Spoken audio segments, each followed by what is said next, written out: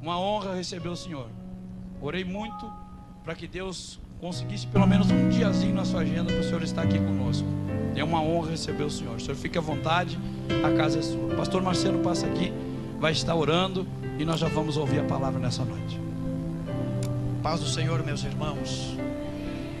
É importante o que está acontecendo aqui. Nós estamos sendo presenteados com tudo que Deus está enviando para esta cidade. Para não esquecer, eu falo com liberdade, que já falei com o pastor Wagner, é uma associação missionária. Nós temos uma amizade já de anos e uma parceria também desde que esta associação começou. E nós estamos trabalhando já há quase 7 anos na República Oriental do Uruguai. Então, Deus vai falar contigo, mas continue investindo na obra missionária. Pai, eu te louvo pela tua misericórdia, pela tua bondade. O teu servo já está na tua presença. Prepara os nossos corações para receber a palavra. Eu vim para ouvir a tua voz da mesma maneira que aqueles que aqui estão. Senhor, guarda o teu servo, dando saúde física, ó Deus, disponibilidade sentimental para trazer todo o conselho do céu. Nós o abençoamos e declaramos, Pai, que tudo é favorável à ministração da tua palavra, em o nome de Jesus. Amém. Meus irmãos em Cristo Jesus, a paz do Senhor. Amém. Levante a sua mão direita lá em cima e diga assim: ó Deus, muito obrigado pelo privilégio de estar assentado ao lado de pessoas tão especiais para a minha vida. Se o que você disse é verdade, antes de você se assentar, diga a pelo menos 2 pessoas assim: obrigado por você fazer parte da minha vida esta noite. Faça isso. Obrigado por você fazer parte da minha vida esta noite. E depois que você fizer assim, tome o seu assento, glorificando a Jesus. Graças a Deus. Queridos, eu estou feliz por estar com os irmãos. Estou vindo de longe, viajando desde a meia-noite de ontem, vindo lá do interior do sertão do Piauí. Cheguei por volta do meio-dia, cheguei no hotel por volta das 3 horas, e aí só dormindo um pouco mesmo, para poder recuperar as forças. Quem hoje já principia o seu ministério da itinerância, talvez não tenha ideia do tempo que a gente passa na estrada, que é o tempo mais cansativo, mais estressante. Não come bem, não dorme bem, não tem horário para almoçar, não tem como descansar a voz. Você tem choque climático o tempo todo. Lá no Piauí estava 39 graus. Cheguei aqui, a temperatura caiu. E ainda vou ter que ir a São Paulo amanhã, quarta-feira, Pará. Final de semana em Minas Gerais. Então é muito puxado. Cheguei agora porque o pastor Wagner é um homem consciente, me deixou descansando um pouquinho mais. Ele disse: eu vou buscar o irmão às 8, para que você recupere bem as forças. Então eu quero agradecer a Deus por poder fazer parte deste congresso. O pastor Júnior Bola fez uma intercessão. Ele disse: atenda meu amigo, o pastor Wagner, lá em Sapucaia. Tem uma igreja linda lá. Ele vai ligar e dá um jeito. Visita a igreja, coopera com o trabalho. Então deu tudo certo. Pastor Wagner Medina tem sido um amigo, tem nos assistido em toda a nossa necessidade de estrada e cansaço. Então eu quero tributar a Deus gratidão pela vida deste homem de Deus, desta visão linda de missões, desta igreja tão agradável, de um ambiente tão amigo, tão acolhedor. Deus guarde cada um debaixo da sua potente mão, e todos sejam exaltados pelo Senhor em todo o propósito de cada coração. Deus abençoe aos pastores, obreiros, missionários, pastor Wagner. Deus abençoe a todos em nome de Jesus. Quantos querem ver um segredo na Bíblia? Diga amém. Amém. Antes de eu pregar, deixa eu te mostrar um segredo. Pegue a palavra, tome a Bíblia nas suas mãos e abra no Evangelho de Jesus Cristo, conforme escreveu Marcos, capítulo de número 14. Apenas uma observação. Existem pérolas na Bíblia que, ao longo do tempo, a disciplina e a paciência, a insistência e a perseverança vão nos presenteando quando você consegue entender coisas que eram tão claras em todo o tempo, mas que os seus olhos ainda não enxergavam, e que depois que você encontra, muda radicalmente a sua vida. Eu quero compartilhar uma dessas pérolas com os irmãos. Marcos capítulo 14. Você encontrou? Diga amém. Verso 3. Verso de número... A irmã pode abrir. Verso 3. E estando ele em Betânia, assentado à mesa em casa de Simão, o leproso, veio uma mulher que trazia um vaso de alabastro com unguento de nardo puro, de muito preço, e quebrando o vaso, lhe derramou sobre a cabeça. Versículo 4. Posso fazer uma observação aqui já? Só para estimular a sua curiosidade. Nós temos 3 mulheres no Novo Testamento que quebram o vaso. Quando você lê, você tem a impressão que é uma só.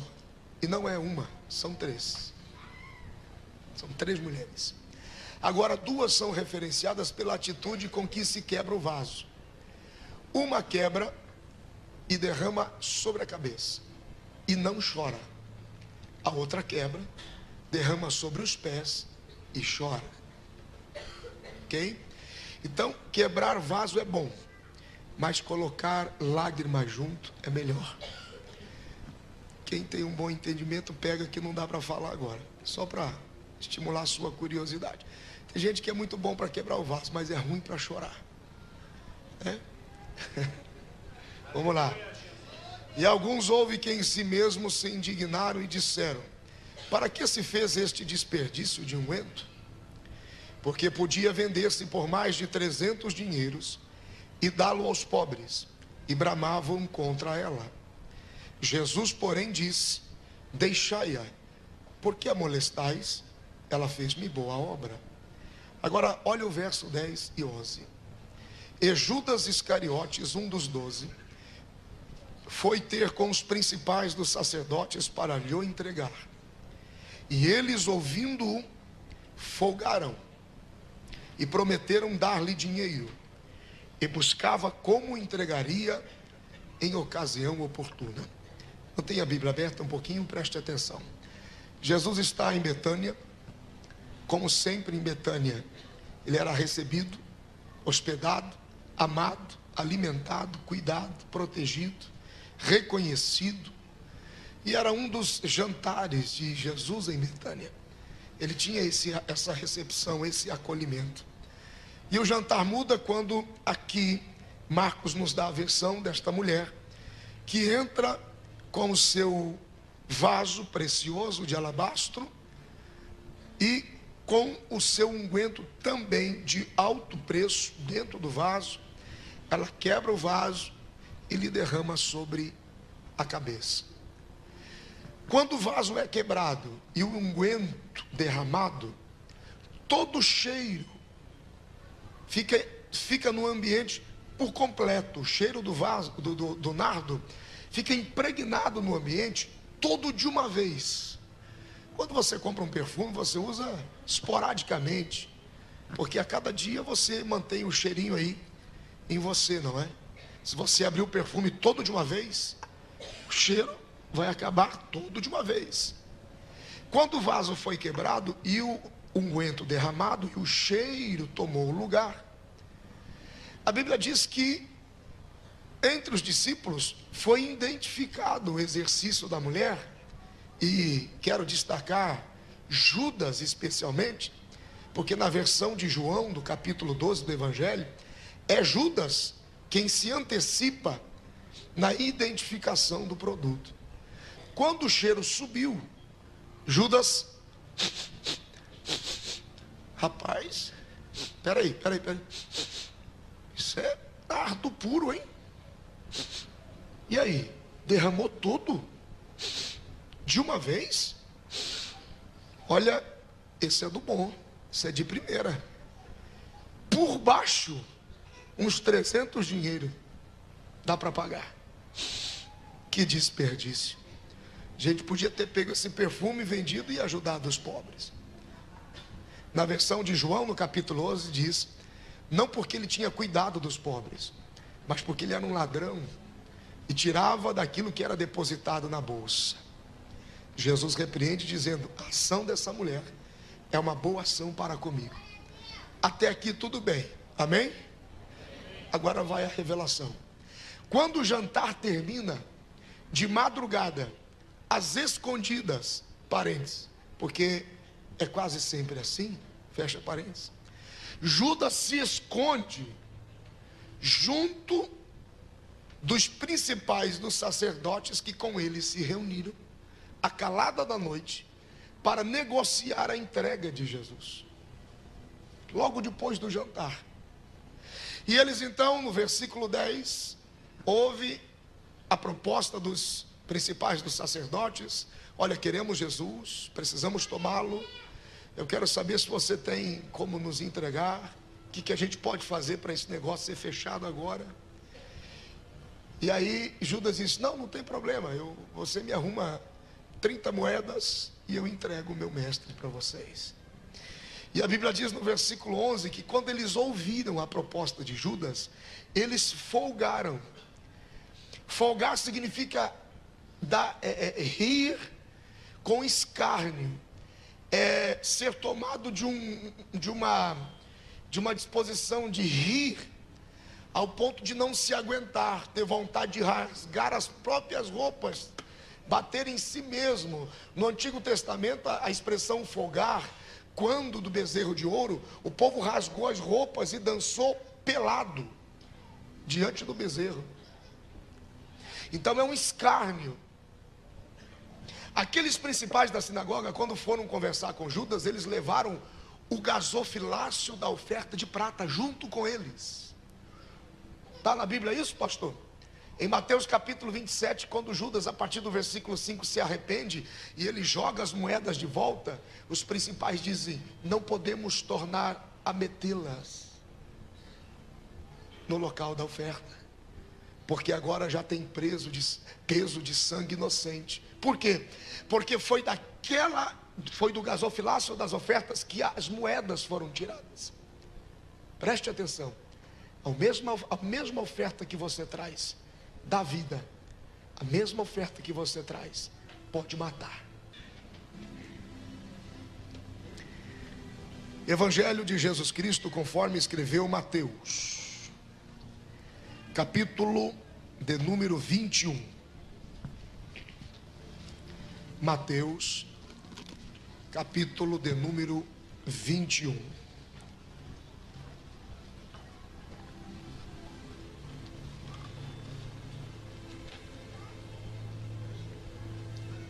Você encontrou? Diga amém.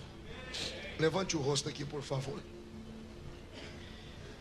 Pastor, eu preciso de uma mensagem que traga estrutura e restitua a minha casa, especialmente no relacionamento com os meus filhos. Então você vai levar um DVD chamado Restaurando o Sacerdócio Familiar. Eu disponibilizo ele para você lá atrás depois. Pastor, eu estou confuso sobre 2012. Como que eu calculo a probabilidade profética da volta de Jesus? Existe uma matemática teológica? Você vai levar o DVD Apocalipse. Cristo vem. Sua vida nunca mais vai ser a mesma. Gideões em Camboriú, Jubileu de Prata com meu testemunho, onde eu prego todo o livro de Ruth mais o meu testemunho. Pastor, existe algum lugar na igreja para que eu possa servir e servir com alegria? Você vai levar um DVD chamado Deus Escolheu Você. Vai responder essa pergunta. Pastor, parece que quanto mais eu faço, maior é o vazio da minha vida. Por quê? Porque o vazio que está sendo produzido em você é o tamanho que Deus quer ocupar. Isto é uma lei espiritual muito curiosa. Você vai levar o DVD Vasos Vazios. Vai falar sobre isso. É o poder do vazio. As feridas que Abraão deixou em Sara, para todos aqueles que precisam de um milagre no seu casamento. Esse DVD vai te ajudar a encontrar este milagre. Vencendo a crise financeira, falando de dinheiro sem tornar Deus o nosso escravo financeiro. Para quem gosta do perfil do meu ministério, vai gostar de ouvir essa mensagem. Sabe como eu conduzo a palavra. Gideões em Camboriú esse ano 2012, gerando filhos espirituais, uma das mensagens mais lindas que Deus já concedeu ao meu ministério e à minha vida. Eu estou feliz porque, junto com os vídeos do YouTube, ele não alcançou 20 mil nem 30 mil acessos, ele alcançou só 8 mil. Mas os 8 mil acessos que eu tive aqui, desses 8 mil, eu recebi mais de 3 mil e-mails, em lágrimas, dizendo: o meu ministério e a minha visão de igreja mudou. Porque aquela coisa, né? Tem a mensagem espetáculo, que é curiosa, né? Então dá 20, 30 mil acessos. Mas aquela semente que muda você para sempre, não é muita gente que vê e que aprecia, porque trata com caráter. Mas é uma das mensagens mais lindas do meu ministério. Em 10 anos de Camboriú, está lá à disposição. E por último, meu 8º livro. Os outros 7 eram pequenos laboratórios, mas esse tem uma composição literária profissional. Foi feito um lançamento no Face, na fanpage, no Twitter, foi um sucesso. No lançamento do fanpage que eu fiz, nós vendemos em 3 dias 1.500 livros. Assembleia de Deus aqui de São Leopoldo, pastor Adalberto Dutra, compraram 350 livros desse aqui. Eu vou ministrar 3 noites aqui sobre o assunto princípio de honra, em seminário sistemático, fechado para líderes. Então eu estou trazendo para apresentar aos irmãos princípios da honra. Deus se manifesta pelo caminho da honra. E existem 3 níveis: aqueles que estão acima, aqueles que estão do lado e aqueles que estão abaixo. Eu vou te mostrar o que significa autoridade espiritual perversa. Como que você sobrevive a um Saul? Como que você sobrevive a um faraó? Pastor, meu líder é um Saul, é um faraó, é um Nabucodonosor. Como é que eu vou continuar perto desse homem? Tem um segredo. Como que você sobrevive e dá a volta por cima. O segundo nível é relacionamento pessoal, o poder do perdão, que muita gente desconhece. E o terceiro nível é um copo de água a um pequeno. Eu falo de geração de filhos espirituais. A hora que você lê o capítulo do discipulado individual, vai te dar um desespero tão grande que se tiver uma parede perto de você, você vai bater a cabeça na parede, dizendo: Deus, por que eu fiz tudo diferente? Então é uma das obras mais lindas de Deus assim na minha vida. Hoje ela já está sendo avaliada pela editora Mundo Cristão. E ontem à noite o cantor Nano Azevedo, que é muito amigo da gente, ele comprou 30 exemplares lá na minha cidade. E um dos exemplares, peço oração aos irmãos aí, a Central Gospel mandou perguntar quem era o escritor dos princípios da honra no Brasil. Meu irmão, ore por mim. Se a Central Gospel inventar de lançar esse livro aqui, eu vou ficar tão feliz. Parece que eu estou vendo as minhas cruzadas chegando, tudo aquilo que eu sonhei a vida toda, sabe? Mas vamos lá. Está disponível para os irmãos. Tudo vocês podem comprar com cartão de crédito, parcelar sem juro. Os DVDs custam 10 e o livro custa 30, tá bom, queridos? Deus abençoe. Mateus 21, versículo 12. Sei do horário dos irmãos. O pastor me deu um tempo justo para que todos possam voltar para casa em paz. e retorne amanhã felizes. Então vamos obedecer. Mateus capítulo 21, versículo 12 a seguir. Você encontrou? Diga amém.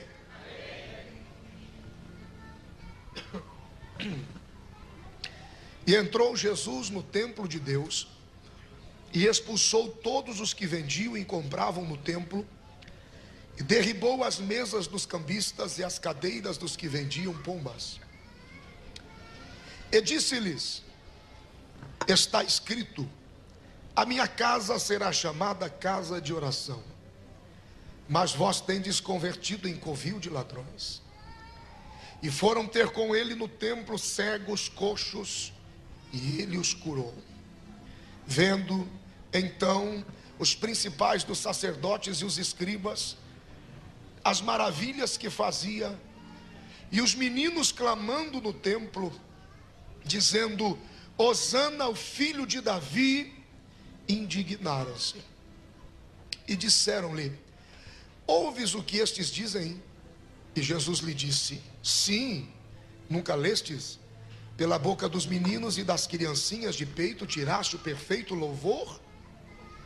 E deixando-os, saiu da cidade para Betânia, e ali passou a noite. Vamos encerrar no verso 18. E de manhã, voltando para si, teve fome. Quantos podem dizer graças a Deus? Levante o rosto e preste atenção. Quando você lê nos evangelhos, Jesus, ele entrando no espaço da religião da época, vou destacar de novo isto, no espaço da religião da época, você encontra assim: e Jesus entrando na sinagoga deles. Em outras expressões não aparece a ligação deles, mas Jesus faz questão de deixar claro que aquilo ali era ambiente dos homens, da religião, da política da religião da época. Então, sempre que Jesus está entrando na sinagoga deles, tem um problema por causa da sinagoga deles. E entrando Jesus na sinagoga deles, havia um homem com a mão mirrada. E entrando Jesus na sinagoga deles, havia uma mulher de 18 anos encurvada. E entrando Jesus na sinagoga deles, havia um pai desesperado com um menino endemoniado, que ora estava no fogo, ora estava na água. Então Jesus entrava, a sinagoga era deles, e quando Jesus entrava, Jesus deixava claro que ele não divide espaço com Satanás. Escute isso: Jesus não divide espaço com o diabo. Quando ele entrava, era comum você ver Jesus identificando o problema, e entrando na sinagoga deles, era sábado, e havia ali uma mulher encurvada, 18 anos, e viu Jesus que ela estava 18 anos, dominada por espíritos de enfermidade. Então quando ele entra, ele identifica o problema da mulher, e ele já ordena: espíritos de enfermidade saiam. Preste atenção na ordem. Jesus não diz fique curada. Primeiro Jesus diz espíritos de enfermidade saiam. Ele expulsa os demônios e depois ele cura. O processo de libertação é assim. As obras de Satanás que operam são quebradas, são expulsas. Algumas pessoas passam por um processo mais lento, mais longo de libertação. Existem legiões trabalhando, múltiplas ações de demônios trabalhando. Mas o certo é que quando você passa por algum problema e você percebe que existe uma ação de Satanás contra a sua vida, você precisa ter em mente exatamente isso: Jesus não divide espaço com Satanás. Ou Satanás fica e Jesus sai, ou Jesus fica e Satanás sai para sempre. Se o diabo estiver operando em algum lugar, ele pode até ter êxito enquanto Jesus não passar por ali. Porque o dia que o Senhor passar por ali, o mesmo espaço com Jesus ele não ocupa. Levante a sua mão direita lá em cima em nome de Jesus. Eu ordeno agora no nome do Senhor Jesus, que em cada vida, em cada família, em cada homem, mulher, menino e menina aqui esta noite, que estejam sofrendo assolações por investidas de Satanás, quero ordenar aos demônios e ao diabo que lhe deixem em paz, pelo poder do nome de Jesus. Porque aonde Jesus está, não tem lugar para o diabo. Quantos podem glorificar o Senhor?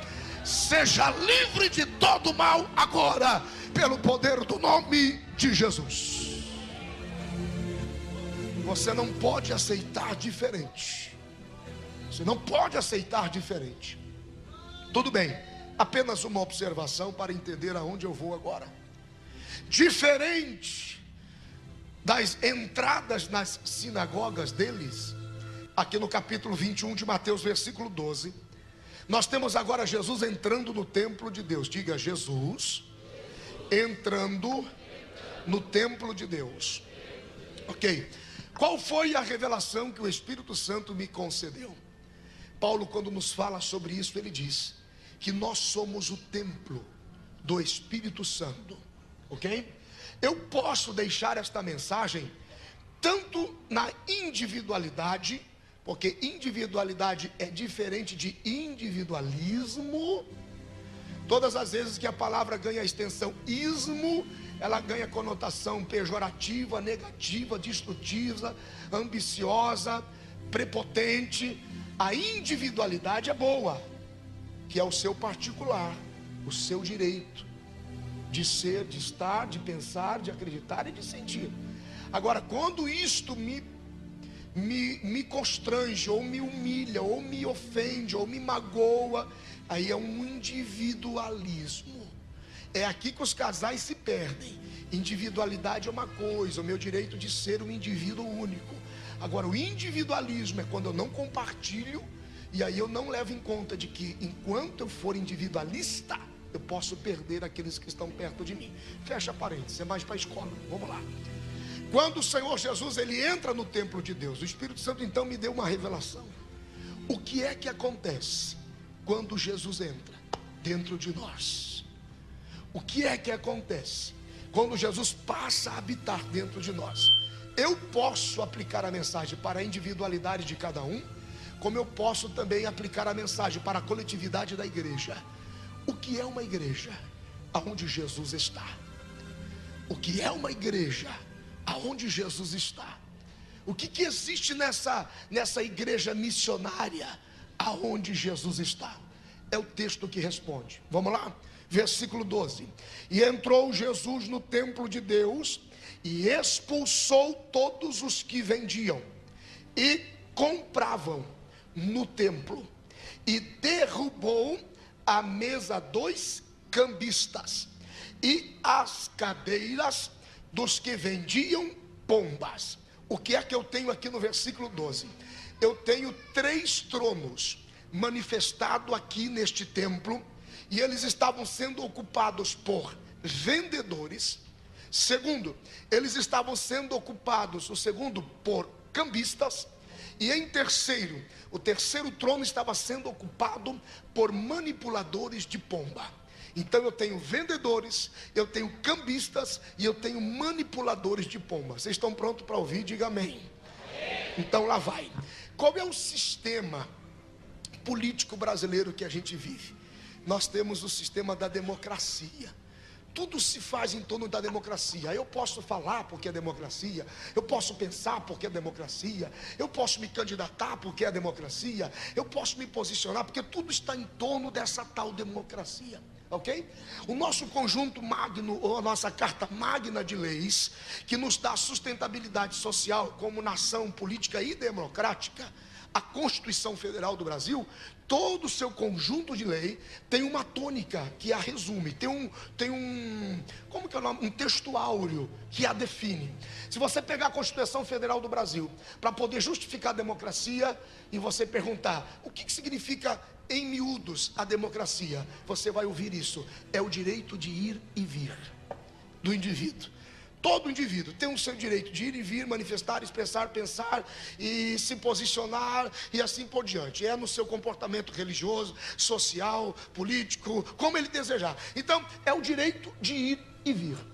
Em nome desse direito de ir e vir, é que a bagunça começa. Por quê? Porque em nome do direito de ir e vir, aquilo que seria individualidade torna-se individualismo. Então vem o posicionamento contrário ao bom senso de cada nível ético da sociedade. É por isso que temos essa manifestação contrária à família, no sentido do padrão divino. Macho e fêmea os criou. Porque na cabeça da democracia e do direito de ir e vir, eu posso amar quem quiser, do jeito que eu quiser, e me manifestar de tal forma semelhante a que eu quiser. Por quê? Porque eu tenho o direito de ir e vir.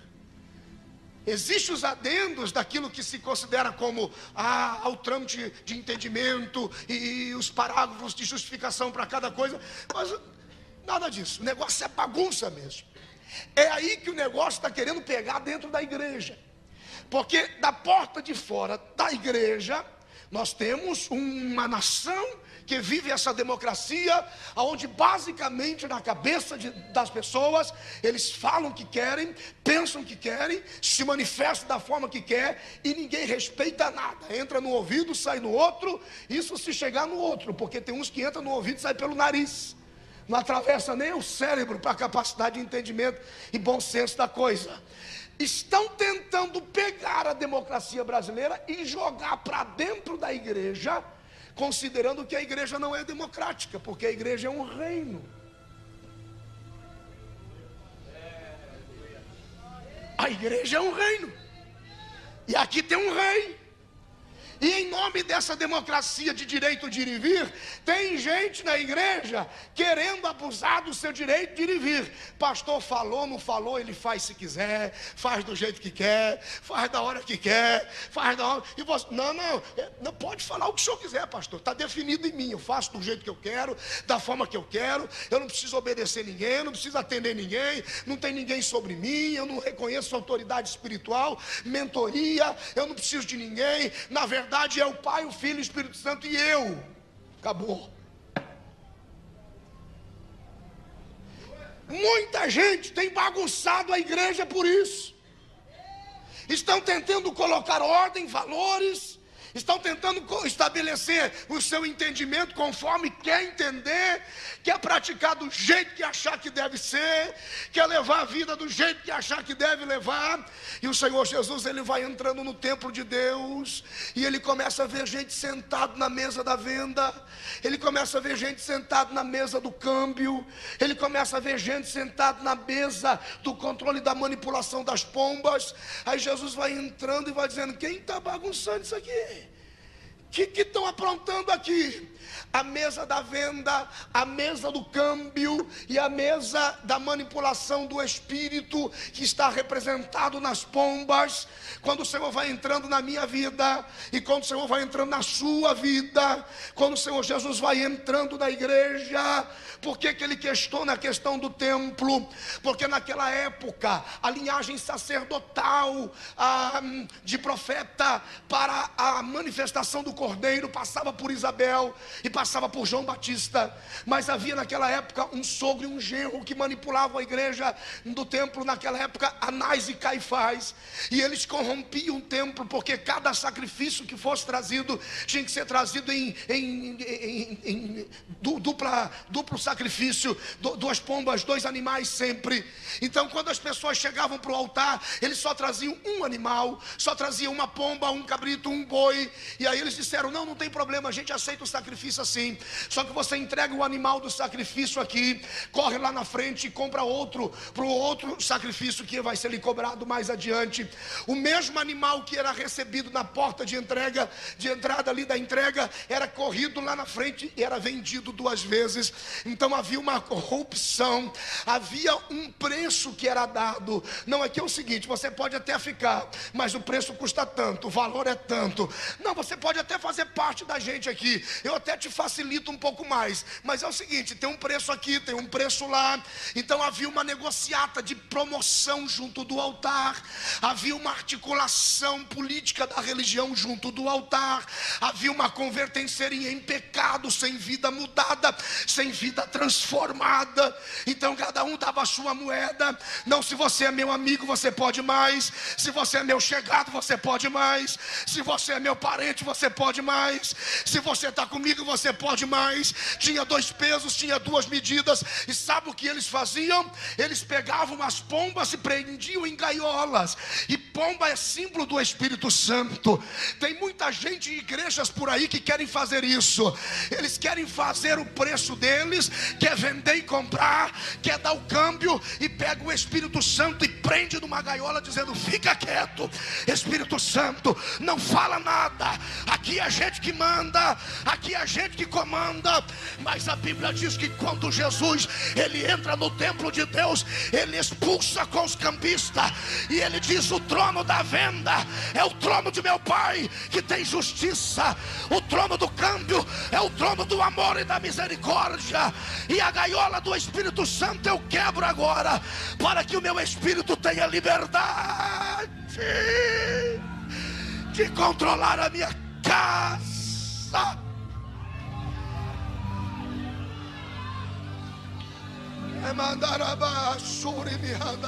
Espírito Santo, fica quietinho aí, não revela nada não. Não revela nada não, fica quietinho aí.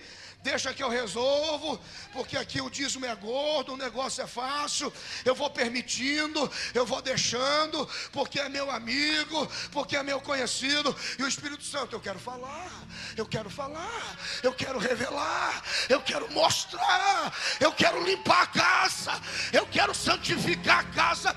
Jesus arrebenta com a gaiola e diz: Espírito Santo, entra e controla a minha casa.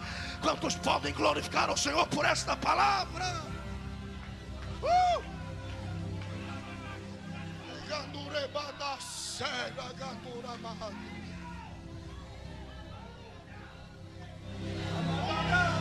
O Espírito Santo: não, mas eu quero usar aquele, eu quero usar aquele ali. O Espírito Santo, ele é tão feinho. É feinho, não sabe nem escrever, mas eu estou na vida dele, ele está na madrugada comigo. Não, mas aquele tem pinta de profeta, aquele tem pinta de profeta. Deixa, Espírito Santo. Tem muita gente silenciando o Espírito Santo. Na casa de Deus e no templo de Deus tem 3 tronos estabelecidos: o trono do Pai, que vê com justiça e retidão, e todos são iguais diante dele. Existem os campistas que querem dar valor à santidade, valor à moral, quer dar normalidade aonde a Bíblia não dá normalidade. Esse é o lugar do filho que com retidão e sacrifício ergue a cruz do Calvário, dizendo: quer mudar de vida? Passa pela cruz, converta-te ao Senhor, e ele é digno de perdoar todos os seus pecados. E é o Espírito Santo quem gerencia essa liberdade da Trindade e da divindade agindo entre nós. Tem lugares por aí que o Espírito Santo não fala mais. Em Camboriú, eu não pensei que ia dar a repercussão tão grande. Eu confrontei 100 anos de história assembleiana. Não significa que eu estou me ausentando da Assembleia de Deus. Eu nasci nela aos 6 anos. Sim, mas espera aí. Sou um pregador, um profeta. Deus me levantou assim. Hoje muitos companheiros reclamam da falta de companheirismo, fidelidade, participação efetiva dos membros. Pastor, está tão difícil. A gente chama para uma vigília, não vem. Chama para um evangelismo, não vem. Chama para uma visão, não vem. Eu tive que confrontar. Disse: a culpa é sua e não deles. Por que, pastor Benhu? Porque Jesus nunca mandou batizar frequentadores de culto e simpatizantes de templo. Jesus nunca mandou batizar amigo, chegado, filho, parente. Jesus diz: eu vou dar deixa para vocês, não tem problema.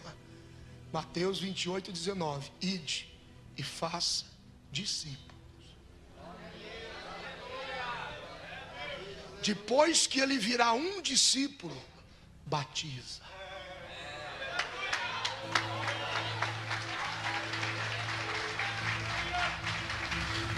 Jesus deu a deixa.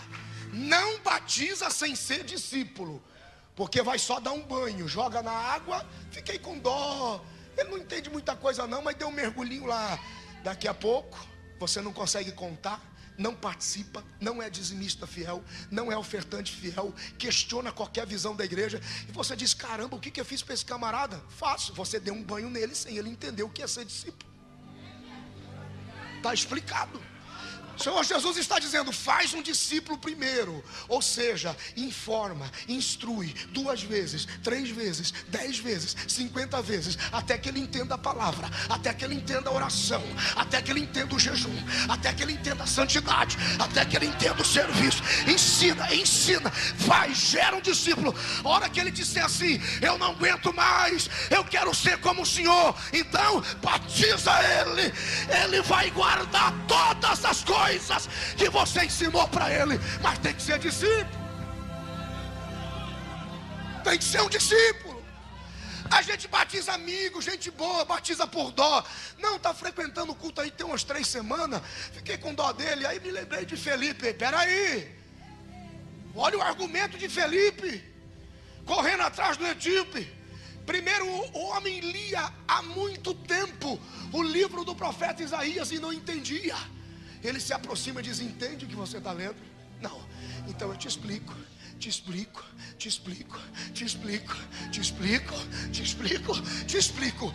Entendeu? Ele diz assim, entendi. Agora que eu entendi, posso ser batizado? Pode. Só depois que entender. Tem que entender. E discipulado não é só quando essa igreja foi fundada, qual é a sua visão isolada, mas é uma transformação de caráter discipular. Escute o que eu quero dizer para você. Jesus quer o controle do seu templo de volta. Ele quer o controle do seu espaço de volta. Então, se você está disposto a oferecer a sua vida para Ele completamente, diga, Senhor, entra e limpa, tira as minhas esquisitices, tira as minhas filosofias humanas e coloca o teu Espírito Santo liberado, para que toda a glória seja para ti. Quantos podem exaltar ao Senhor por isso? Veja que é um processo. É um processo. Primeiro, acompanhe comigo. Primeiro Jesus entra. E aí você, não, eu só fico aqui, eu só ajudo, porque o meu... Não, eu tenho um ponto de vista. Não tem ponto de vista. Espírito Santo, limpa a mente desse rapaz. Os valores são de Deus, o caráter é de Deus, a santidade é de Deus. Não é como você acha, como a palavra nos ensina. Não, Espírito Santo, fica quieto aí, não me revela a palavra não, que eu quero entender a palavra do jeito que eu quiser. Bom, primeiro Jesus entra e limpa.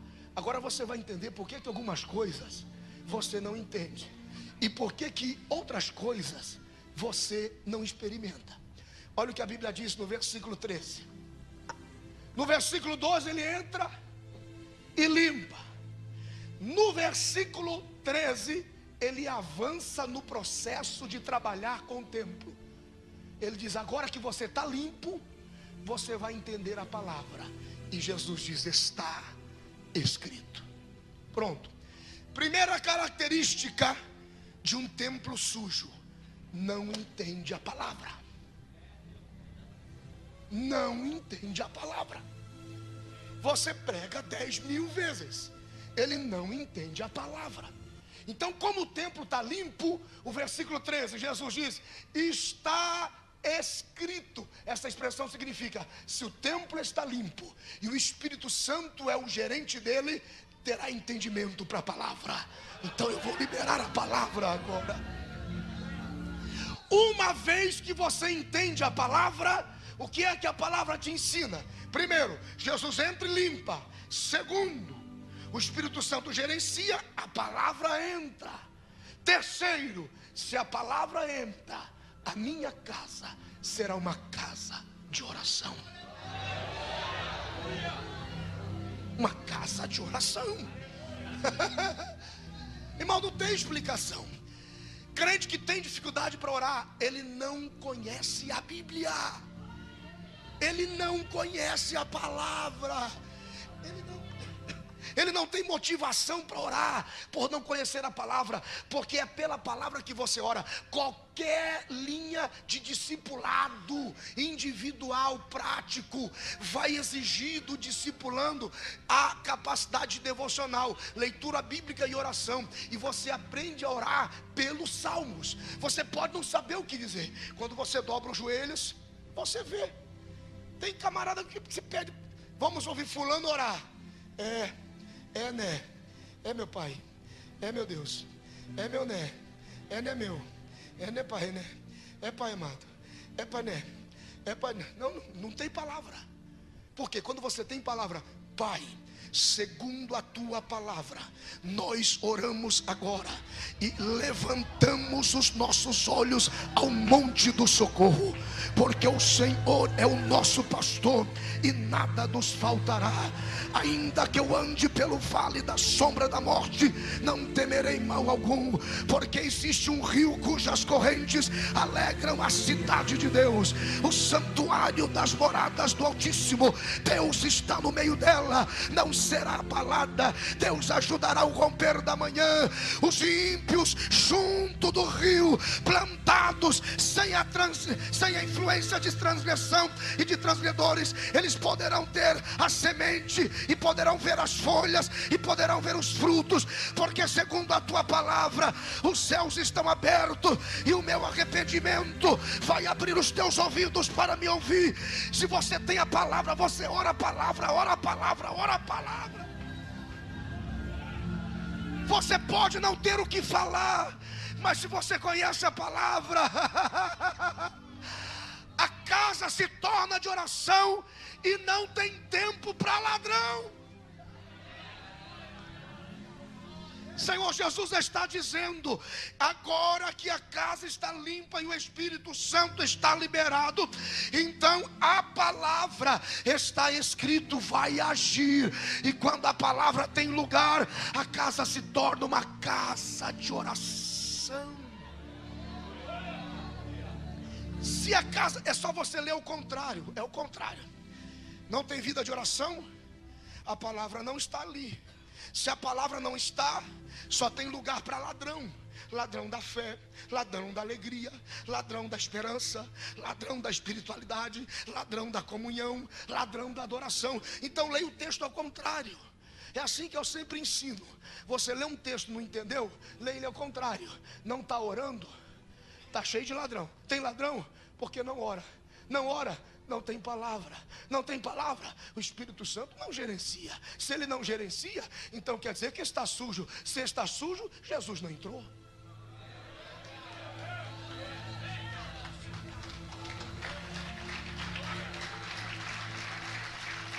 Gente, uma coisa é você frequentar o templo, outra coisa é Jesus frequentar o templo que é você. Tem muita gente visitante de templo, mas pouco prestador de culto. Tem muita gente que ele é muito útil para as quatro paredes, mas para a igreja espiritual ele quase não ajuda nada. Tem gente que entra em muito templo, mas Jesus, que é o Senhor do templo, nunca entrou na vida dele. Mas eu profetizo esta noite que se faltava alguma coisinha, Jesus vai tomar a conta do templo que é você, e todo o benefício descrito na palavra vai fazer parte da sua vida. Vamos lá, porque eu quero que você entenda aqui na parte do final. Pastor, aonde é que estão os milagres? Aonde é que estão os sinais? Eu não estou falando de um trabalho que se ergue de cunho evangelístico, que trabalha com a intensidade da emoção do instante. Meu irmão, eu não tenho dúvida de afirmar, nós vivemos milagres tão grandiosos e tão excelentes quanto os que são nomeados em rede de televisão, que o cunho é mais financeiro do que evangelístico, que apenas necessidade de realizar vontades de criança. Tem líderes na televisão, irmão, que tem uma vaidade pessoal de criança e se realiza na imagem de um povo sedento, cansado e aflito. Eu sei que nessa casa tem milagres, só que a gente não tem 12, 13 milhões para dar visibilidade em rede nacional. E aí algumas pessoas perguntam: por que eu não vejo milagre aqui? Olha o que a Bíblia diz no verso de número 14: e foi ter com ele ao templo coxos e cegos, e ele os curou. Jesus entra no templo, ele limpa o templo, ele libera o Espírito Santo no templo, tem entendimento da palavra. Se tem entendimento da palavra, tem oração. Se tem oração, não tem ladrão. E se não tem quem rouba a fé, não tem quem resista ao poder do milagre. Então tem milagre. Os coxos e os cegos começaram. Quando Jesus entrou no templo e pôs tudo em ordem, ele diz assim: abram as portas para os doentes agora. Abram as portas. E foram vindo coxos e foram trazendo cegos, e Jesus começou a curar. Por quê? Porque quando Jesus entra no templo, que ele limpa e libera o Espírito Santo e coloca a palavra, e a casa vira de oração, e os ladrões não roubam, então só tem lugar para milagres, para o sobrenatural de Deus. Pastor, eu não estou vendo milagres. Então alguém está roubando alguma coisa. Se está roubando, não tem palavra. Se não tem palavra, não tem espírito. Se não tem espírito, está sujo. E se está sujo, Jesus não está. E se Jesus não está, não tem milagre. Mas quando Jesus entra, ele limpa. Tem espírito, tem palavra, tem oração, então tem milagre. Levante a mão direita lá em cima. Se Jesus é o Senhor da tua vida, a partir desta noite, comece a testificar de milagres que até hoje eram impossíveis de se esperar. Deus vai fazer pela sua vida. Adore ao Senhor por isso. Mas Ele precisa ser o Senhor do templo. Ele tem que ser o Senhor do templo. Vamos mais um pouquinho. Olha a trajetória. Versículo 12. Jesus entra, limpa e libera o Espírito. Versículo 13.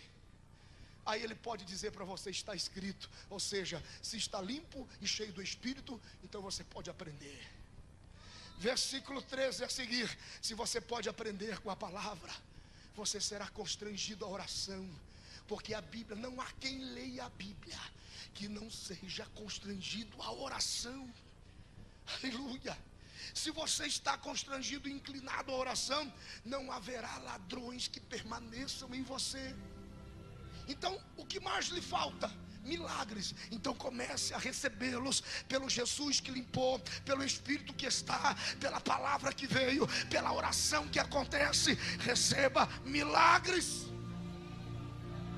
Quando você alcança esse nível de relacionamento sobrenatural com milagres, o que mais que você experimenta nessa entrada de Jesus em você? Versículo 15: vendo então os principais dos sacerdotes, os escribas, as maravilhas que fazia, e os meninos clamando no templo. Acho lindo isso aqui. Hosana ao filho de Davi. Indignaram-se. Versículo 16, que eu explico o 15 e o 16 junto. E disseram-lhe: o senhor está ouvindo isso aí? Ouves o que dizem? E Jesus lhe disse: sim, nunca lestes? Pela boca dos meninos e das criancinhas de peito tiraste perfeito louvor. Ah, Jesus é extraordinário. Deixa eu explicar, porque o horário está bem curtinho. Eu quero que você volte em paz para casa. Escute. Quando o templo ficou limpo, o Espírito Santo acionado, palavra, quero mais, tenho fome. Oração, estamos juntos. Testemunhos começam a acontecer.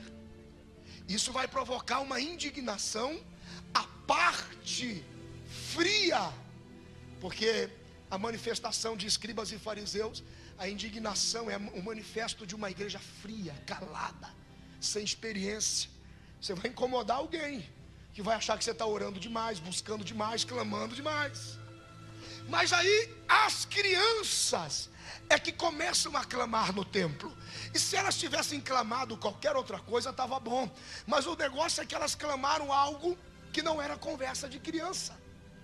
Quando elas dizem assim, Hosanas, elas estavam dizendo, vejam, declaramos que Ele está entre nós.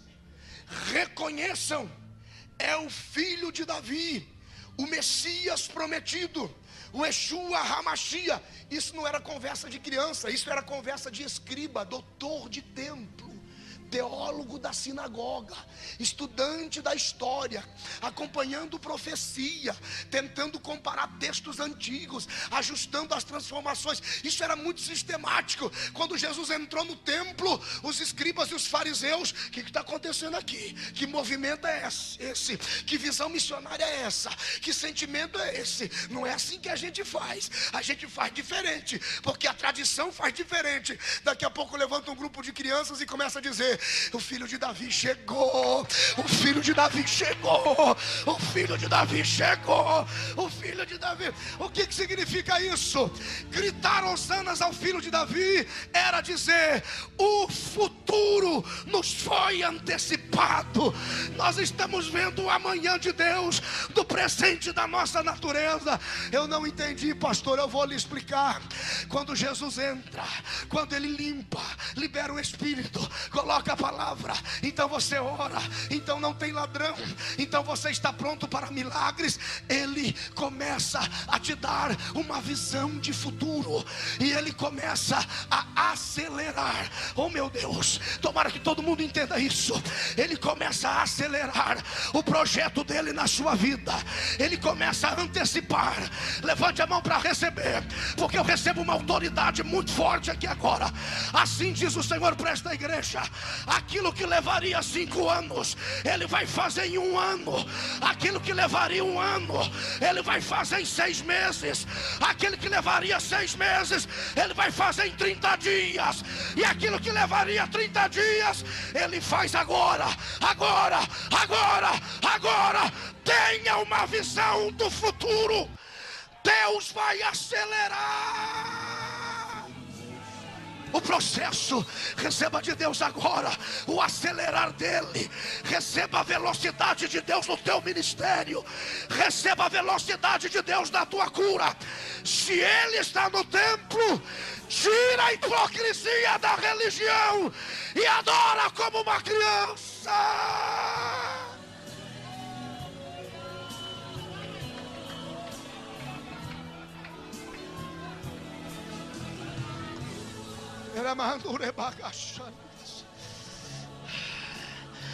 Aleluia.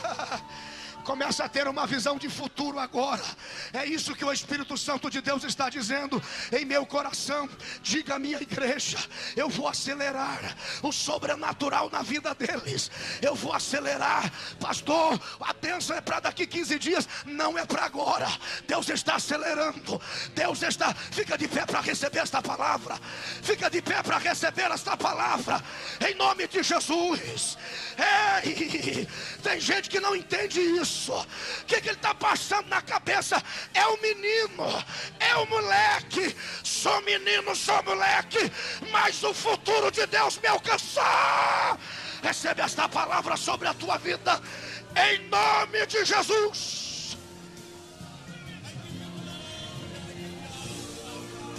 Deus vai acelerar. Sobrenatural de Deus será acelerado.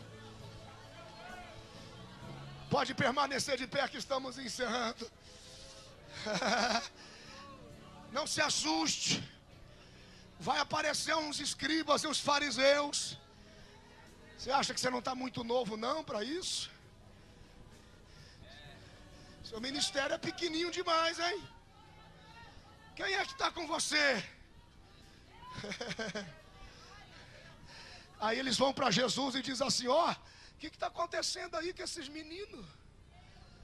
Aí Jesus diz assim: está escrito. Escute, quando Jesus entra e você começa com Jesus, Jesus te dá um toque, meu irmão. Ele chega para você e diz assim: está escrito. Na primeira etapa do está escrito, Jesus está dizendo: vai ler para aprender. Porque se lá na frente você der uma de fariseu e dizer assim: o que está acontecendo aqui, Jesus? Ele vai dizer para você: eu mandei você ler. Eu mandei você ler. Porque escribas e fariseus conheciam as escrituras. E ele disse assim: vocês nunca leram? Eu mandei ler. Porque quando você chega, Jesus entende a sua ignorância a respeito dele. Aí ele chega para você e te dá um toque: agora que eu entrei, está escrito. Vai ler. Vem para a igreja aprender. Vem no estudo. Frequenta o seminário. Obedece a liderança. Porque o dia que você não entender mais nada: eu estou aqui há tanto tempo e nunca vi isso. Jesus vai olhar para você e vai dizer: eu mandei você ler. Eu mandei você ler. Que não é o quanto você envelhece em mim, mas é o quanto você se mantém novo em mim, como uma criança. Eu mandei você ler. Agora o que eu vou falar é muito forte. Eu só lamento que nem todos vão absorver isso aqui que eu vou falar agora, mas a grande maioria vai, porque é para quem ligou de verdade. Eu só lamento hoje de estar muito cansado, senão eu já estava correndo por esse corredor. Mas não tem problema. O cansaço que está em mim será superado pela presença do Espírito Santo em você e no entendimento da sua palavra que Deus está te dando agora. Olhe para cá. Isso é forte. Talvez você está perguntando assim: essa mensagem para alguns é um confronto. Exatamente agora ele está se convertendo de novo. Senhor, eu estou me convertendo de novo. Eu pensei que eu sabia tudo, na verdade não sei nada. Entra aqui, trabalha. Para outros é uma revelação já consolidada, ele já conhece. Só que existe uma pergunta em você. E a pergunta é essa: Jesus, o Senhor já entrou em mim, o Senhor já me limpou, o seu Espírito está comigo, eu conheço sua palavra. Eu não permito que nenhum ladrão tome conta do meu coração e da minha mente.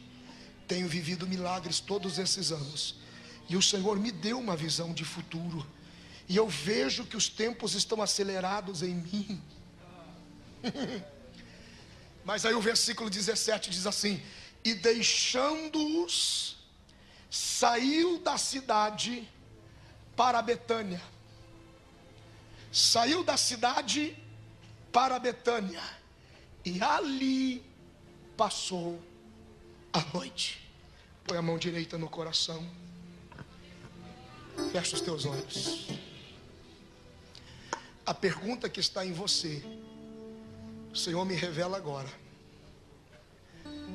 Jesus, por que depois que o Senhor entrou em mim, me limpou, colocou seu Espírito, liberou sua palavra, eu fiquei livre de todos os ladrões, da alegria, da fé e da esperança, até vivi milagres e tenho comigo uma convicção de que o Senhor me deu algo grande para servir a minha igreja, ao Brasil e ao mundo.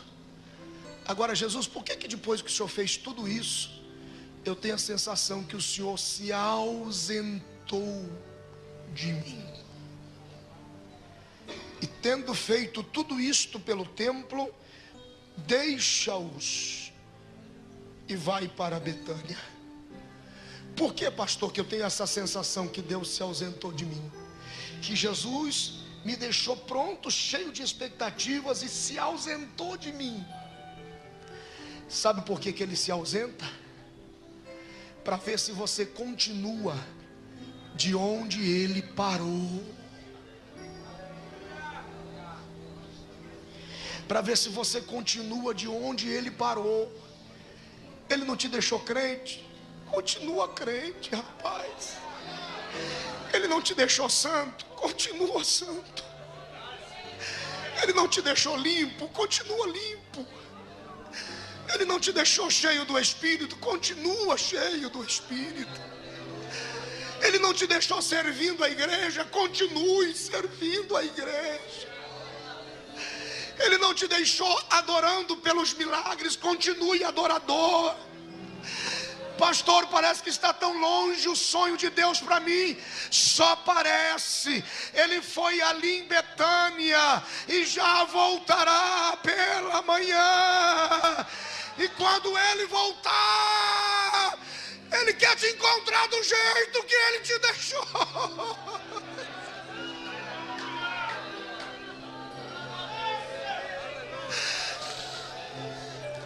Tem gente que Jesus deixou crente, está desviado. Deixou fiel, está infiel. Deixou como amigo, é inimigo. Deixou como servo, está com o rei na barriga. Tem gente que Jesus deixou humilde, ele está exaltado demais. Jesus está dizendo: fica do jeito que eu te deixei. Vai usando as ferramentas que eu te dei. Vai caminhando em nome da visão que eu coloquei em você. Porque pela manhã ele volta. Ele só vai passar uma noite em Betânia. Meu Deus.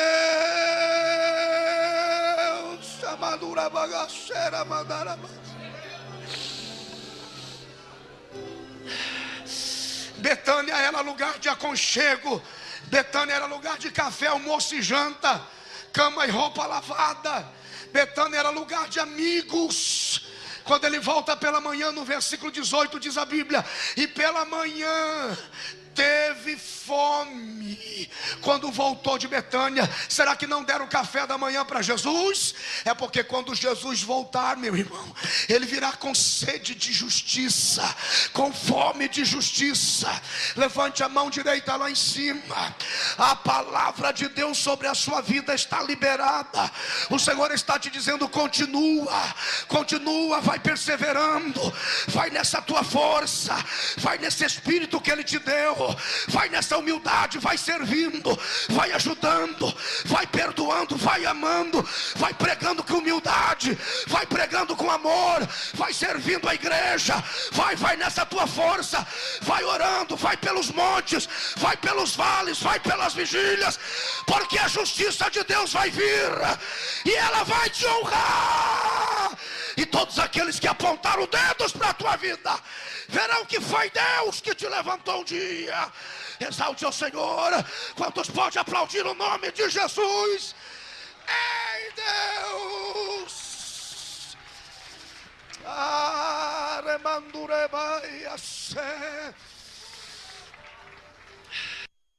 Levante as duas mãos lá em cima e diga assim: Senhor Jesus, a partir desta noite eu continuarei fiel como o Senhor me fez, desde o dia em que eu te aceitei como Senhor da minha vida.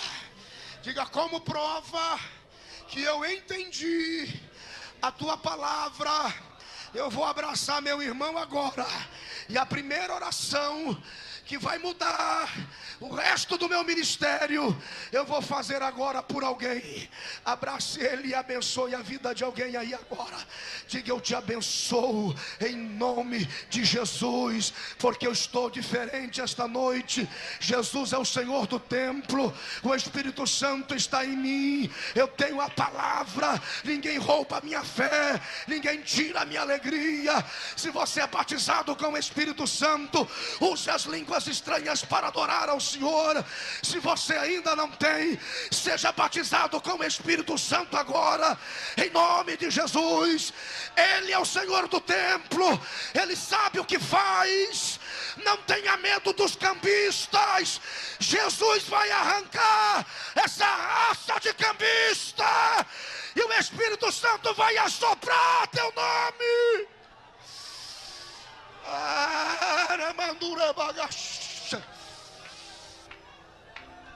Aleluia, aleluia. Escute, eu preciso fazer algo aqui agora. Eu preciso fazer algo aqui agora. Aonde estão os nossos visitantes, amigos não crentes, que vieram aqui esta noite e querem ter a experiência de ver Jesus entrando na vida e mudando toda a sua vida, serão os melhores dias do resto de sua vida. Os visitantes não crentes que estão entre nós, levante as mãos lá em cima. Pelo menos uma. Visitantes não crentes que estão entre nós. Esses que levantaram as mãos. E me permite orar por você. Eu quero que você, vou orar só por você hoje. Eu quero que você saia do seu lugar e venha diante do altar. Nesse gesto, você está dizendo: Jesus, eu te recebo como Senhor da minha vida. Pode entrar, colocar o seu Espírito Santo. Eu quero entender a sua palavra. Eu quero viver milagres. Eu quero orar por você. Saia do seu lugar e venha aqui no altar. Onde está a primeira pessoa que deseja isto? Eu quero orar por você. Visitantes, aqui está a primeira pessoa. Quantos podem aplaudir a Jesus? Temos um segundo amigo aqui, uma segunda pessoa. Adore a Jesus. Onde está a terceira pessoa que quer agora vir ao altar e permitir que Jesus entre na sua vida, limpe você, coloque o Espírito Santo, a palavra, e te abençoe? Tem mais alguém? Onde está a terceira pessoa para que eu possa orar? O irmão aguarda terminar para você sair. Deixa eu orar. O horário já foi, mas eu quero orar. Tem mais alguém? Mais alguém que eu quero orar? Está vindo? Levante a mão se está vindo alguém, com sinal. Eu estou vendo o movimento. Temos duas pessoas. Tem alguém? Temos uma terceira. Quem mais está vindo que quer entregar sua vida a Cristo agora e ter a sua vida mudada? Jesus vai entrar no templo de Deus agora. Estão aqui estas pessoas. Quem mais deseja vir ao altar? Venha. Tem mais. Temos aqui 1, 2, 3, 4, 5 pessoas. Quantos pode aplaudir a Jesus por estas pessoas? Quem mais deseja? Quem mais deseja vir ao altar?